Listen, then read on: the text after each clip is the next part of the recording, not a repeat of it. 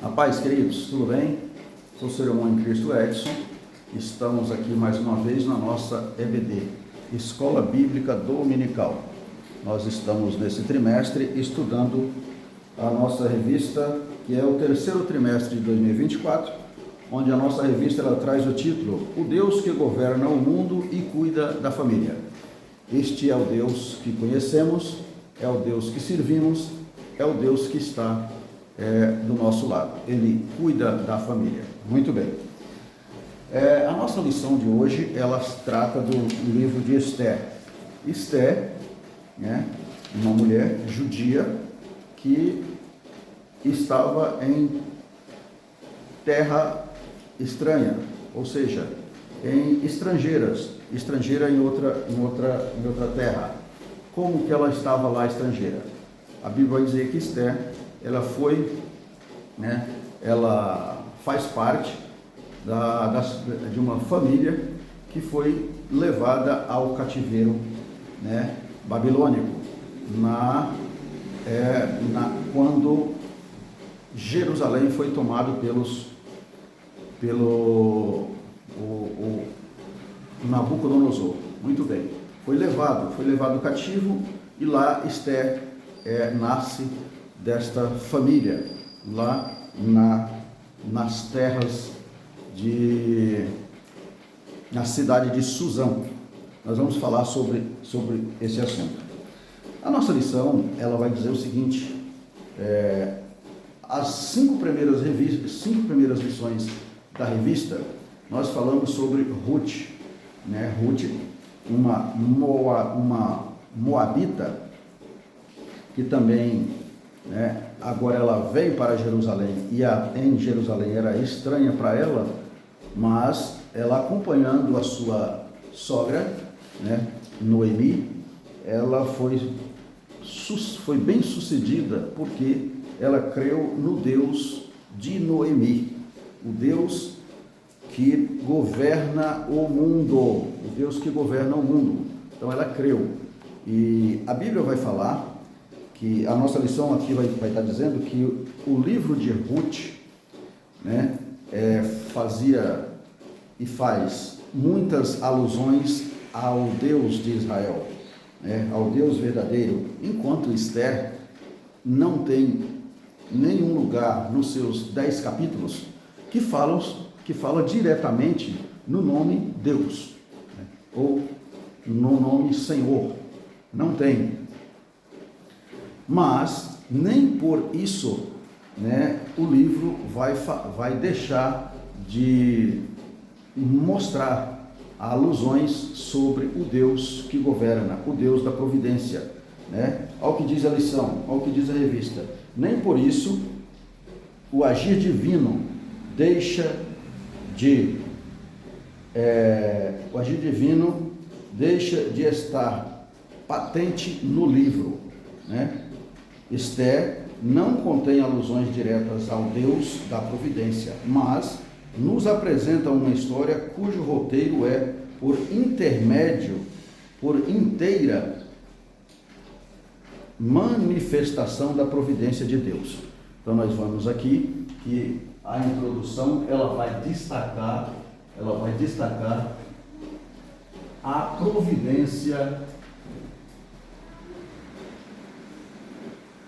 providência de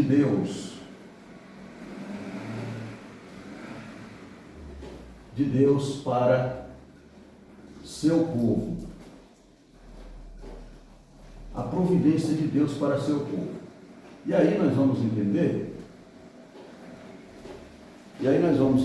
que esse Deus que governa, ele é um Deus que também trabalha para aquele que nele espera, aquele que diante dele anda com veraz dito, com sinceridade. Esse é o Deus que trabalha. Muito bem. O primeiro tópico da lição vai falar sobre a organização do livro.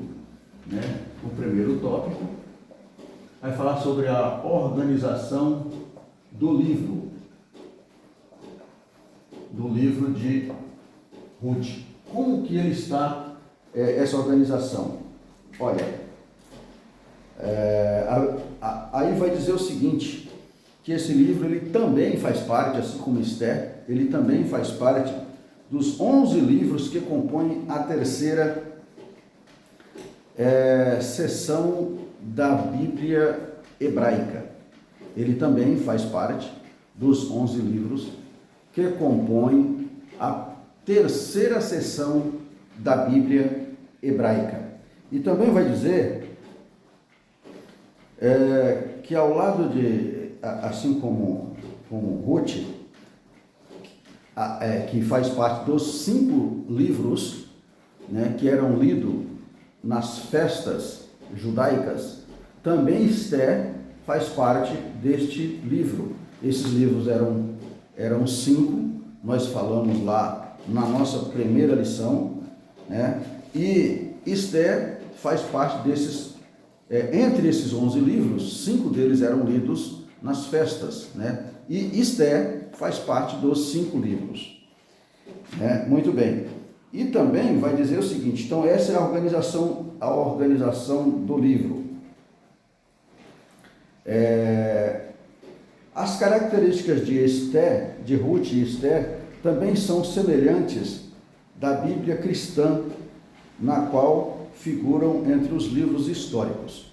Então, é um livro histórico e tem estas características, por sua reconhecida canonidade, ou seja, a sua reconhecida veracidade, né, da Bíblia. Esther compõe o conjunto de revelação divina, escrita, completa e perfeita. Aí vai dar uma referência aqui em Timóteo, né, no capítulo 3, no capítulo 3 e o versículo 16 de 2 aos Timóteo, vai falar sobre esta veracidade. O que é isso? Vai dizer o seguinte, olha, Timóteo capítulo 3, versículo 16, fala sobre, assim, olha, toda a escritura divinamente inspirada é proveitosa para ensinar, para redarguir, para corrigir, para instruir em justiça. Então, essa referência está falando da veracidade da palavra de Deus, e Esther está entre estes livros. Ela faz parte de toda a escritura que é capaz de ensinar, redarguir, corrigir, né, em justiça. Tá certo? E é deste livro que nós vamos estar estudando hoje. Nós vamos estar falando a nossa primeira lição, tratando deste livro. Muito bem. Então, a organização está tratando dessa situação, né? A organização faz parte disso, né? Que é o primeiro tópico da organização, vai falar a categoria, né? Categorização, a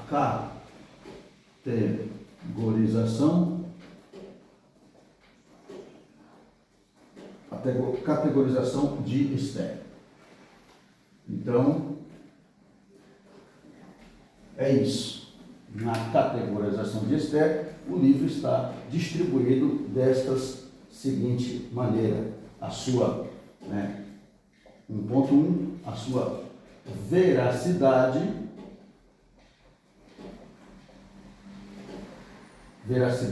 bíblica, né? Que é a credibilidade na Bíblia, e é um livro que tem a sua historicidade. Na sua historicidade, ele traz a verdade da palavra de Deus, que ele é um livro que está dentro, faz parte de toda a Escritura, tá? Toda Escritura apta para ensinar,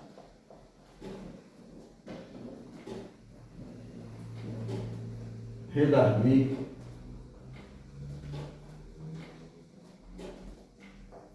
corrigir.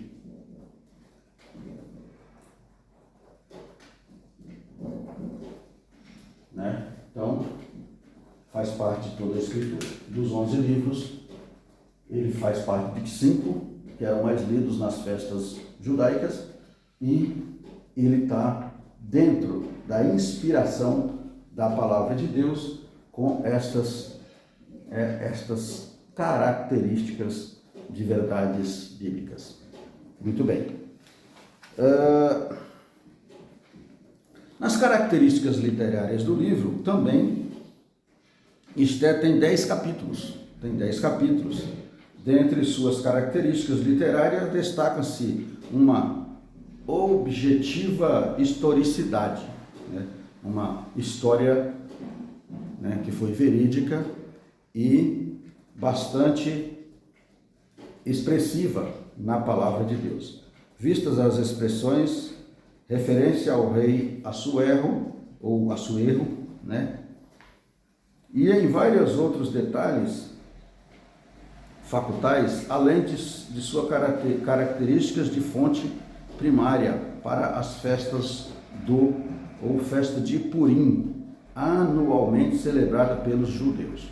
Então, está aqui, nós vamos falar daqui a pouco o que é Purim, né? E essa festa nós vamos falar já. Aí vai falar sobre a autoria do livro. Então, no segundo subtópico, características literárias.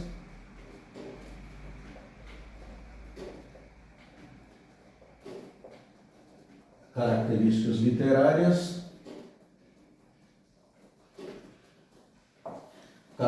literárias nós temos, né? Então ele tem 10 capítulos e nesses 10 capítulos tem o destaque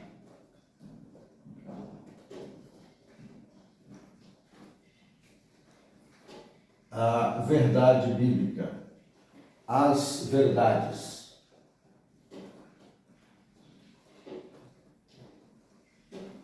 Da palavra de Deus.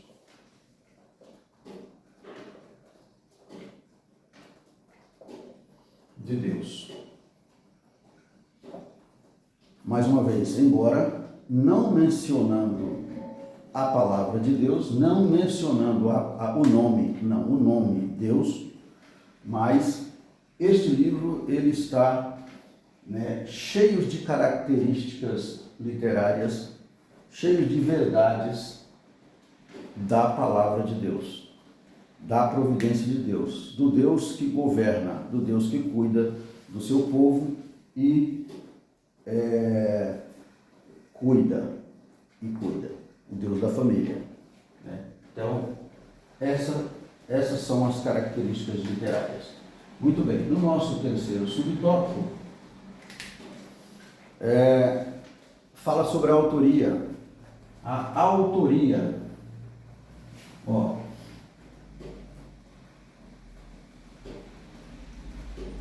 autoria e data.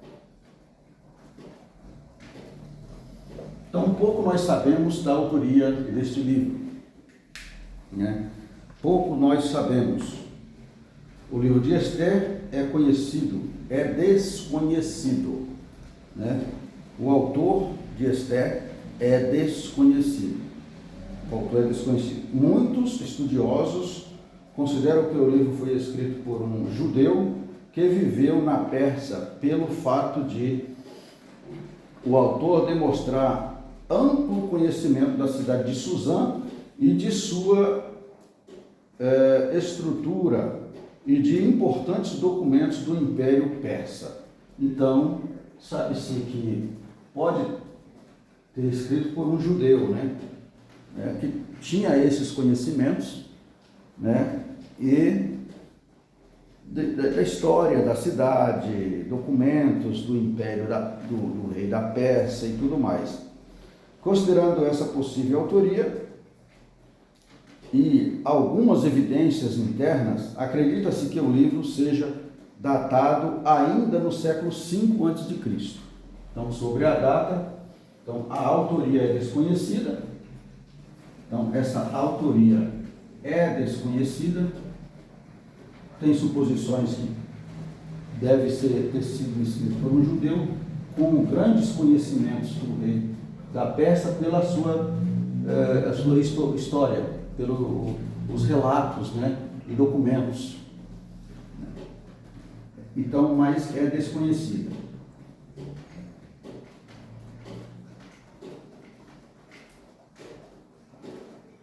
Certo? E a data, por volta do século V,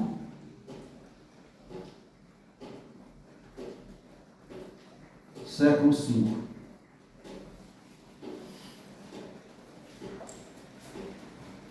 Por volta do século V antes de Cristo. Por volta do século V antes de Cristo. Muito bem.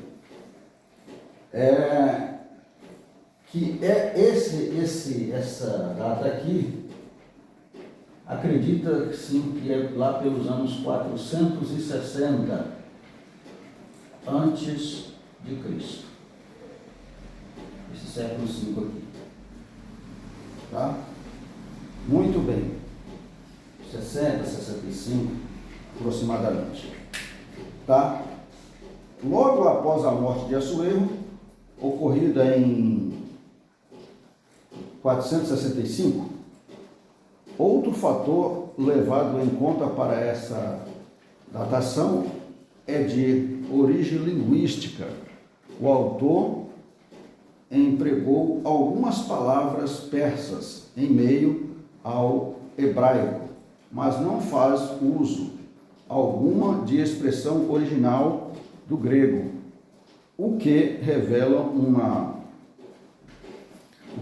um estilo anterior à concessão da Grécia sobre a Pérsia que se deu com Alexandre o Grande, né, em 330 a.C.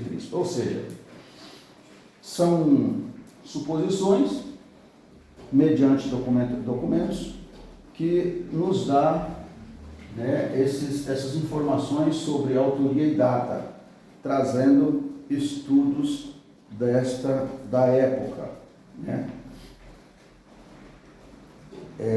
Essa datação, então, pela linguística da época, o autor empregou palavras persas em meio ao hebraico. Então, por essas características é que dão um entendimento de datas, né, e também de autoria do livro, né? Então, se alguém disser para você quem escreveu Esther e categoricamente cravar uma verdade, não podemos acreditar, porque não tem estudos assim que dá essa verdade para a gente. Nós não temos perante as Escrituras Sagradas, tá certo? Então, o primeiro tópico da lição, ela vai destacar como o livro de Esther, tem 10 capítulos e está classificado nas categorias de livros históricos da Bíblia Sagrada. Então, ele é um livro, ele está categorizado nos livros históricos, com verdades e com apto para fazer parte das Escrituras, né, que é apta em toda a Escritura para ensinar, redarguir, corrigir em justiça, né? Então, Esther faz parte da Bíblia Sagrada, que tem essas capacidades de nos trazer lições para os nossos dias. Como diz o título da nossa lição, os ensinamentos divinos nos livros de Ruth e Esther, para os nossos dias, para os dias atuais, para os dias da nossa geração, os dias de hoje. Então nós temos nesses livros ensinamentos que nos traz essa característica de ensino, de nos ensinar a vivermos os dias atuais. Tá bom, amados? Vamos adiante. A nossa segundo tópico da lição vai falar sobre contexto histórico do livro, tá? O povo hebreu no exílio. O que era isso? Então, num contexto histórico, a nossa segundo tópico fala sobre o contexto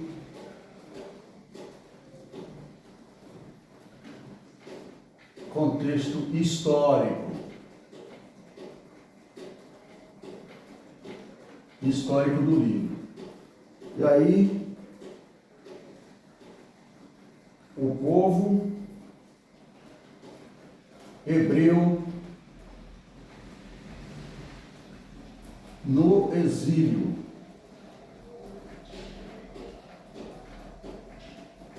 Povo hebreu no exílio, tá? Nesse processo aqui da época, o povo hebreu, o povo de Israel, eles estavam exilados, né? Exilados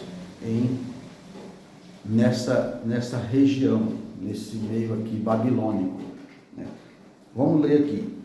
Para uma melhor compreensão do contexto histórico do livro de Esther, é importante, ao pedir da lição, é importante mencionar o fim do período da monarquia do povo hebraico, tá? Que se deu por volta de 722 a.C.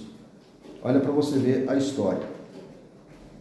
Houve a queda do reino do norte sobre os assírios, né? O reino do norte tinha sido levado cativo sobre os assírios, né?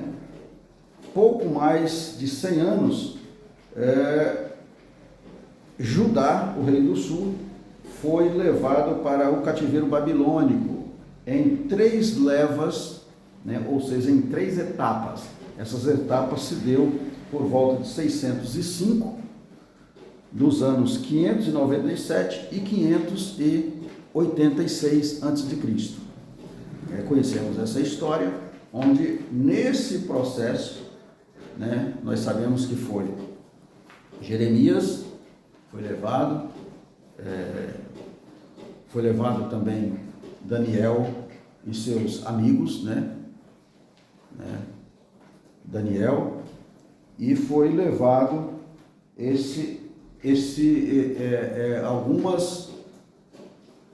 muita gente, em torno de 10 mil pessoas, se não me falha a memória, aqui nesta leva dessa terceira etapa.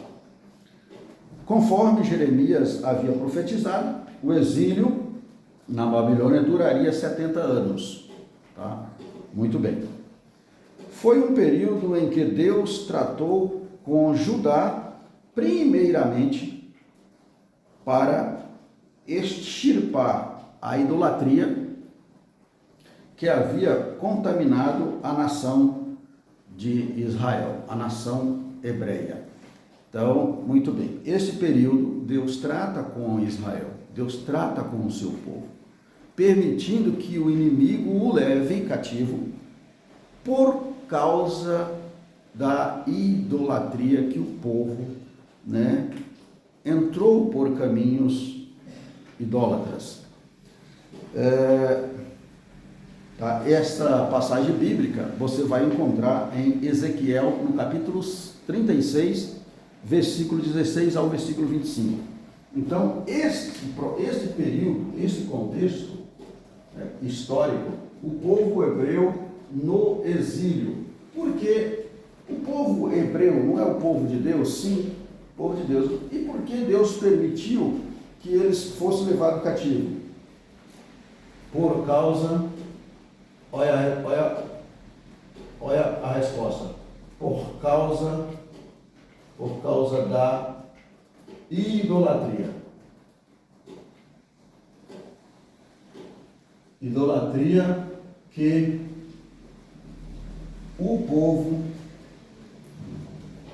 havia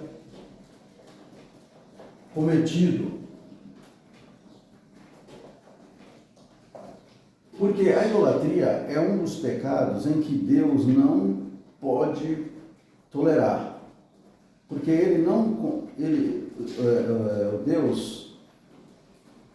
o Deus de Israel, ele é um Deus que ele não pode tolerar adorações a deuses pagãos. Por quê? Porque ele é o autor e o criador do homem. Então ele não permite que o homem seja, o homem se idolatra por outros deuses, embora existe. E esse povo estava eles idolatraram, e Deus precisava tratar com eles para que eles voltassem para o verdadeiro Deus. E por este motivo, Deus permite que o povo seja levado para ser escravo em outros lugares, por alguém que não servia a ele Deus. Então Deus trata desta maneira por causa de uma coisa que se chama zelo. Zelo de Deus. Zelo de Deus. Esse zelo de Deus, a gente vai ver no livro de Ezequiel, no capítulo 8, capítulo 8, do primeiro versículo até o capítulo 9, nós vamos ver Deus tratando ali, também mais ou menos nessa data, nós vamos ver Deus tratando com os sacerdotes em Israel, com esse povo que eles estavam com idolatria dentro do templo. Eles tinham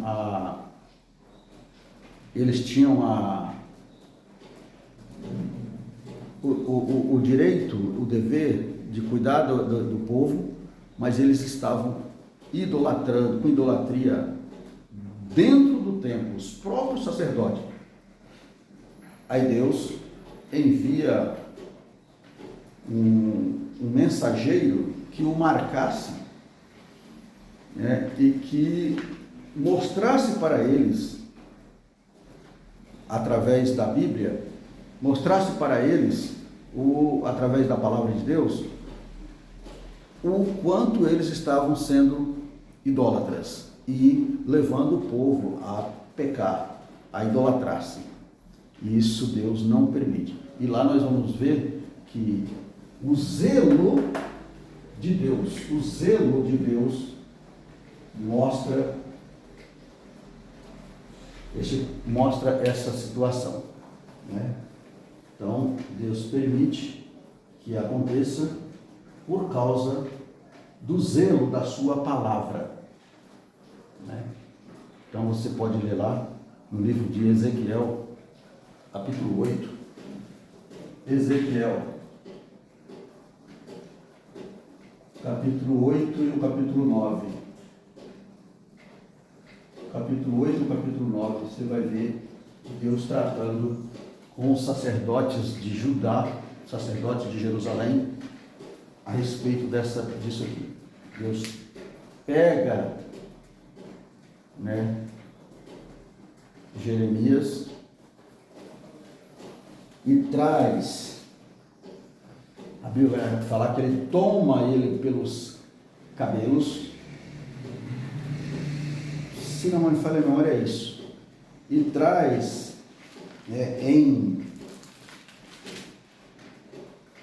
até Jerusalém para mostrar isso em visão, não fisicamente, mas ele faz isso em visão, para mostrar o que estava acontecendo lá em Israel, fala sobre a abominação no santuário. Então eles estavam no santuário fazendo os rituais cristãos, né? Os rituais para com Deus, mas enganando a nação, enganando o povo, uma vez que eles tinham a prerrogativa de falar, ensinar. Eles estavam ensinando e falando, mas não cumpriam ou estavam idolatrando outros deuses. Tá certo? Então, você vai encontrar isso no capítulo 8 e o versículo de número... Capítulo 8 de Ezequiel e o versículo de número 3 diz assim, olha... E estendeu a forma de uma mão e me tomou pelos cabelos da minha cabeça, e o Espírito me levantou entre a terra e o céu, e me trouxe a Jerusalém em visões de Deus, até a entrada da porta do pátio de dentro, que olha para o norte. Onde estava colocada a imagem dos ciúmes, que provoca o ciúme de Deus. Então, dentro do templo, eles estavam adorando. Se você pode ler essa lição, você vai tirar essas conclusões. E eles estavam ali com imagens de adoração, e isso provocava o ciúme de Deus. E aí Deus mostra para Jeremias e ele traz à tona essa verdade, essa situação. Deus não pode dividir a sua glória com qualquer outra divindade. Ele é o Deus que cuida do seu povo. Muito bem. Então, no segundo tópico, nós tratamos do contexto histórico. Nesse contexto histórico nos traz essa verdade, tá certo? Isso que aconteceu. Muito bem. Aí, o fim do exílio. Ao mesmo tempo em que julgava Judá por sua idolatria, o Deus eterno, juiz de toda a terra, exercia seu justo juízo sobre a Babilônia por sua iniquidade. Então, em mesmo tempo, Deus estava tratando com a iniquidade, da Babilônia. Pois é, ninguém perde por servir ao Deus verdadeiro, porque ele sabe tratar todas as coisas na hora certa. Deus trata. Tá certo? Olha, antes de haver julgamento, haver julgado a Síria, como profetizado por Naum, Deus não tem o culpado por inocente. Deus não tem o culpado por inocente. O que é culpado para Deus é culpado e vai ter o seu juízo, na hora certa, e o seu julgamento também. Então, esse negócio de a justiça de Deus tarda, mas não falha, isso não é verdade. Nós não acreditamos assim. Nós sabemos que a justiça de Deus, ele trata na hora certa, Deus vai lá e pune o culpado e pronto. Ele não tem o culpado por inocente de jeito algum. Muito bem, aqui nós vemos que nessa primeira situação, em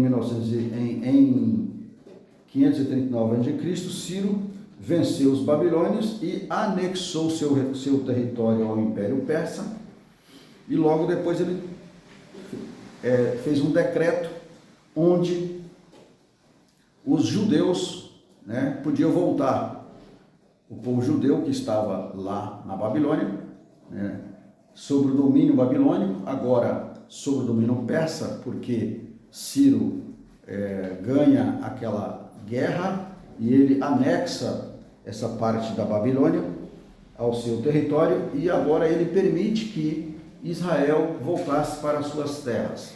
Olha, vocês estão livres, Deus aqui usa um rei pagão, né, Ciro, e liberta e dá a liberdade para este povo, que eles podiam agora voltar para as suas terras, né? Muito bem. Daniel havia se humilhado diante de Deus, jejuado e orado favoravelmente para a restauração de Jerusalém, confessando os pecados, né? Confessando o pecado da nação. Daniel tinha essa característica, fez isso, confessando os pecados da nação. O ensino bíblico a respeito do nosso relacionamento com as Escrituras, de poder terreno, é sempre confiar na soberania divina, buscando com humildade a intervenção de Deus em nosso favor. Então, Daniel fez isso, né? Buscando a intervenção de Deus em favor do povo que estava naquela situação. Agindo assim, podemos ter uma vida quieta e sossegada em toda a piedade e honestidade, e contribuir para o cumprimento do maior propósito de Deus, que é a salvação de todos os homens, inclusive dos que não governam segundo os valores divinos. Essa é a função do cristão. Não, Daniel fazendo isso, e engraçado que a lição aqui vai dizer, e também traz uma referência aqui no livro de 1 Timóteo, no capítulo 2, e o versículo de número 1 ao 4, 1 Timóteo, capítulo 2, versículo 1 ao 4, o que diz aqui? 1 Timóteo,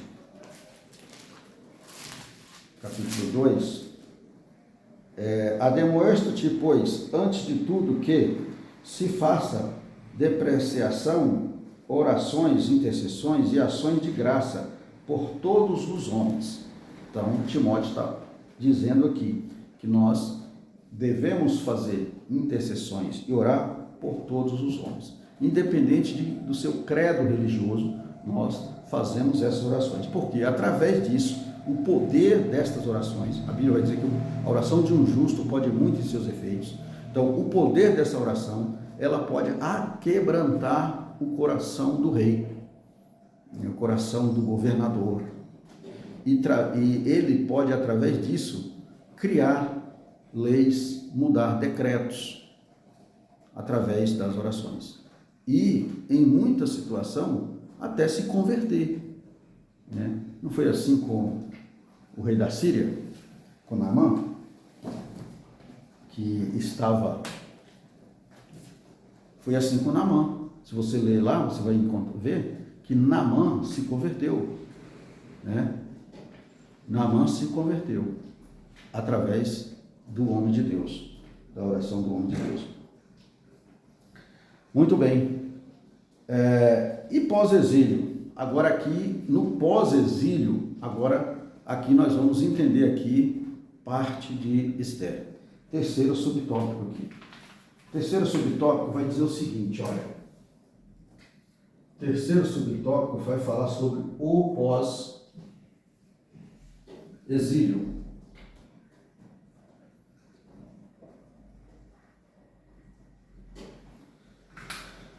O que fala aqui? Esther registra fatos ocorridos na capital do Império Suzã entre o primeiro e o segundo retorno dos judeus para Jerusalém. Entre o primeiro e o segundo retorno dos judeus para Jerusalém. Esther, que é o livro de Esther, relata isso. Muito bem. Estima-se que mais de 1 milhão de judeus viviam nas regiões da Babilônia. Mesmo com o decreto de Ciro, que permitia a volta para Jerusalém, a maioria absoluta dos judeus decidiram, pelo que lhes parecia mais cômodo, permanecer nas cidades que ocupavam na Babilônia. Muito bem, Ciro dá um decreto que agora os judeus podiam voltar para Jerusalém, Mas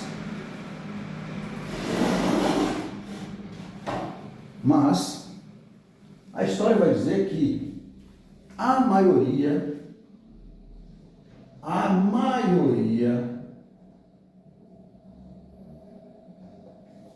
prefere não voltar. Prefere não voltar. Por quê?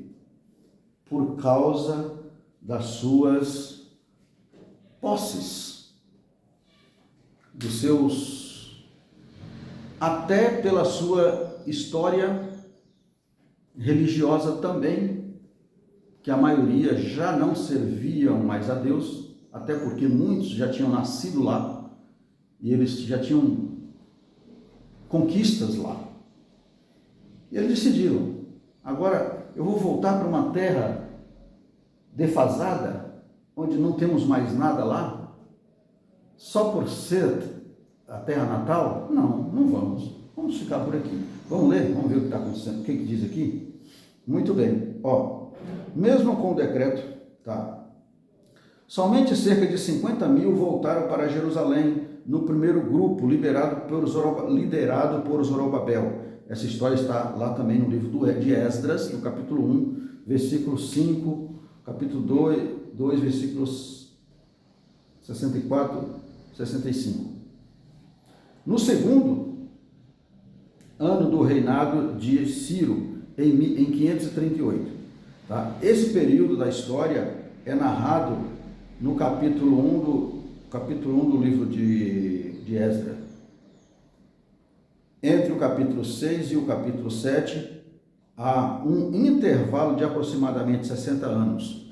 Então, vai lendo o livro de Esdras lá, você vai entender que entre o capítulo 6 e o 7, existe um intervalo de 60 anos, que foi esse período de sombrio do povo de Israel, onde aconteceu esse fato aqui, que nós vamos narrar agora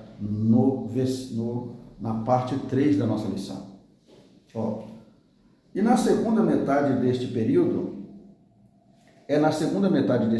que se passam os fatos do livro de Esther, na segunda parte desse período, ou seja, entre o capítulo de número 6 e o 7 de Esdras, vai estar falando sobre o acontecimento, do livro de Esther. Muito bem, então vamos lá. Propósito e mensagem. Terceiro tópico vai falar sobre terceiro tópico da lição, propósito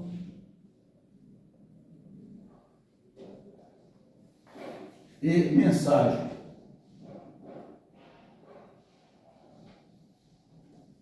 Propósito e mensagem. Qual é o propósito? E qual a mensagem que essa lição traz para a gente? Vamos entender qual é o propósito de Deus. Quando fala em propósito, sempre é o propósito de Deus. E qual a mensagem que Deus quer falar conosco através disso? Muito bem. A providência divina. O principal propósito do livro de Esther é registrar o cuidado providencial de Deus com o seu povo e a despeito de sua escolha fora de seu propósito. Muito bem, Deus tinha um propósito, liberta o povo, mas o povo, por conta própria, eles preferem não ir. Então, aí está, muitas das vezes, um erro que às vezes nós tomamos por nosso próprio impulso, e aí a gente acaba tomando decisões erradas por não ouvir a voz de Deus. E nós vamos ver aqui que o povo sofreu por causa desta decisão, de uma decisão errada. Ao decidirem permanecer na Babilônia sob o domínio do Império Persa, os judeus olharam para as estabilidades que imaginavam ter conquistado, não apenas no aspecto econômico, mas também no aspecto cultural, social e religioso. Então o povo já estava praticamente assentado, o povo tinha posses e já tinham acostumado com aquela região, com o povo, com a cultura daquela região. Pois é, isso é perigoso também. Então, numa avaliação geral, eles olharam e falaram: olha, não vamos permanecer aqui. Aí o que acontece? Fazendo isso, o inimigo começa a entender, a ver que agora ele poderia lançar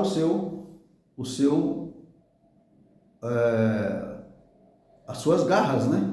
Olha aqui, os persas tinham fama de benevolência com o povo que dominavam, com os povos que dominavam, principalmente quando a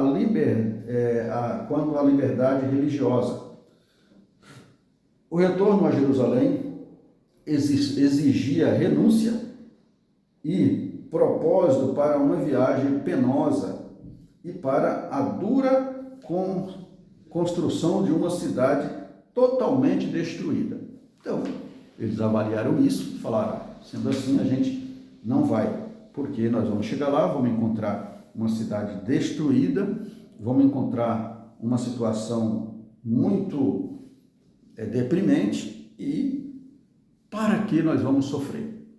Vamos continuar por aqui, não sabendo eles o que estaria próximo ou prestes a acontecer. Para muitos, pareceu melhor ficar na Babilônia. Há caminhos que para o homem parece direito, mas o fim deles são os caminhos da morte, né? A Bíblia vai dizer isso no livro de Provérbios, no capítulo 14, versículo 12, tem esta passagem onde que para o homem há caminhos que parecem bons, né? Parecem melhores, proveitosos, mas o fim deles é a morte. E o povo passou por esse sofrimento aqui por causa da sua escolha. Uma falsa estabilidade, né? Então, o primeiro subtópico vai falar sobre a escolha, né? A escolha errada que o povo fez.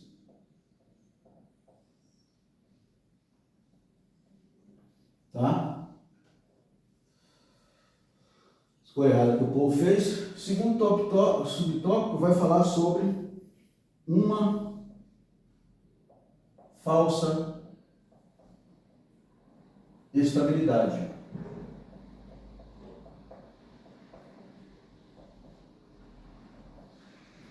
O que é isso? Em muitas situações, às vezes a gente acha que é cômodo, está perfeito, mas às vezes não é assim. Olha, Esther nos transmite como mensagem o perigo de confiar nas falsas estabilidades que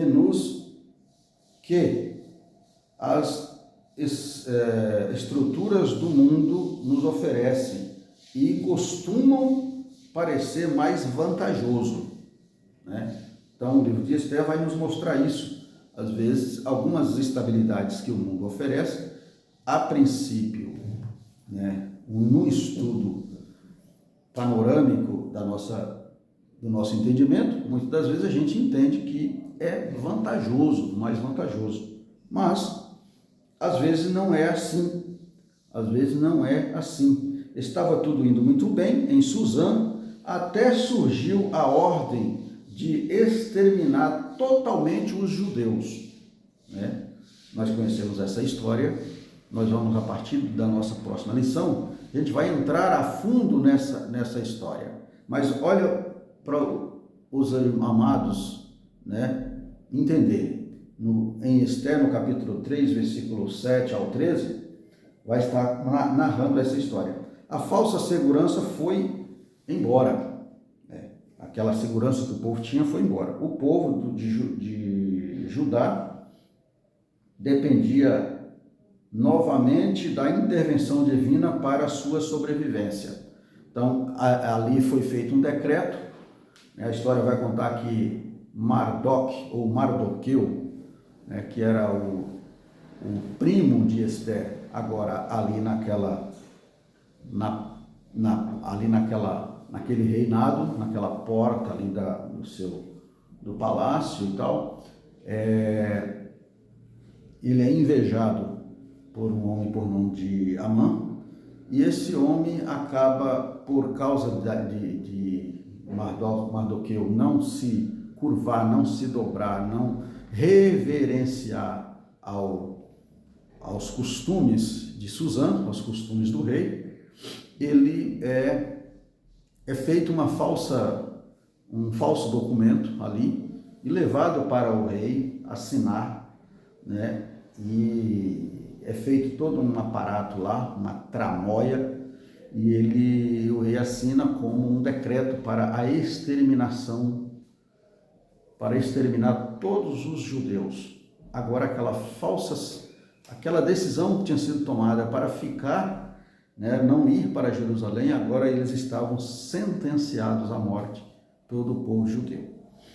Vamos entender essa história mais na próxima lição, mas você já pode estar estudando o livro de Esther. A partir do capítulo 3, você vai ver esse decreto e vai ver a providência de Deus para que esse decreto não cumprisse, né, através desta mulher. Ela foi uma guerreira e ela, né, procurou buscar em Deus a sobrevivência do seu povo. Esther nos mostra Deus agindo mais uma vez, movendo as estruturas humanas, agora no grande e poderoso império persa. Não existe fortaleza para Deus. Põe isso na nossa cabeça, você que não conhece o Deus verdadeiro, entenda isso. Não existe fortaleza que Deus não quebre. Não existe. Basta ele intervir na situação. Tá certo? Então, quando fala que a oração de um justo pode muito em seus efeitos, é porque não é o justo que vai lá e faz. É ele confiando no Deus que ele serve, e ele intercede e Deus vai e quebra, muda decreto e faz as coisas acontecer, porque ele pode fazer, o Deus de Israel pode fazer. É melhor confiar no Senhor do que no homem. Salmo capítulo 118, versículo 8 e 9. Salmo número 118, versículo 8 e 9. Vai falar sobre a confiança no Senhor. Festa de Purim. O livro de Esther tem como propósito também registrar a instituição da festa judaica, de uma festa judaica, festa do Purim. Esta festa, ordenada por Mardoqueu, depois do grande livramento que os judeus receberam. O Purim é o plural da palavra pur, que era lançar sorte.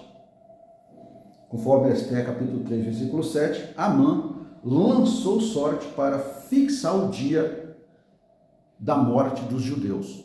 Então, esse foi o dia que Amã, ele cria um decreto, e nesse decreto ele lança essa sorte, e isso caiu sobre o judeu, e ele prepara um documento e mostra para o rei a vantagem que isso teria, colocando impostos sobre os judeus, e levariam esse decreto à morte de todos os judeus num único dia. E aí, esse decreto de Amã, Mardoqueu fica sabendo e faz isso notório a Esther, que era nessa oportunidade ela já era a esposa do rei. Nós vamos ver isso nas próximas lições. E chegando lá, o que mais me impressiona nessa história é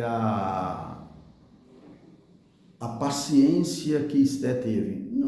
Eu não vou chamar de paciência, eu vou chamar de intervenção de Deus. Porque ela foi uma mulher muito sábia. Ela não agiu com a sua razão ou com o seu desespero. Ela, sabendo da história, ela vai buscar em Deus, né? Ela vai buscar em Deus a situação. Muito bem. A festa comemora a frustração desse nefasto plano diante da providência, ação divina para libertação do seu povo. Então, essa festa, ela comemora o plano, a derrota do plano. E aí Mardoqueu, ele faz um dia de Pur, né, do Purim, que falando sobre a vitória do povo judeu, né, uma comemoração, uma celebração de uma derrota do inimigo, né? A soberania de Deus não encontra limites, o que eu falei agora há pouco, não existe fortaleza para Deus. Então a soberania de Deus não encontra limites, ele age em qualquer época ou lugar para cumprir seus propósitos, viu? A tua vida é um propósito de Deus, a minha vida é um propósito de Deus, a humanidade é um propósito de Deus, é plano de Deus, basta nós nos colocarmos na posição diante dele e confiar nele, para ele agir e fazer coisas maravilhosas na nossa vida, tá certo? Muito bem, com isso nós podemos finalizar a nossa lição, né? Eu te aconselho a continuar conosco aqui na nossa Escola Bíblica Dominical, que na lição de número 7 nós vamos entender como Esté chegou ao poder, né? Como isso começou a acontecer. Essa primeira lição foi um apanhado geral, né, sobre o livro, mas a partir da segunda lição, que é a 7, lição de número 7, nós vamos falar como isso aconteceu, como Deus agiu para que isso acontecesse, né? E eu te aconselho a nos acompanhar.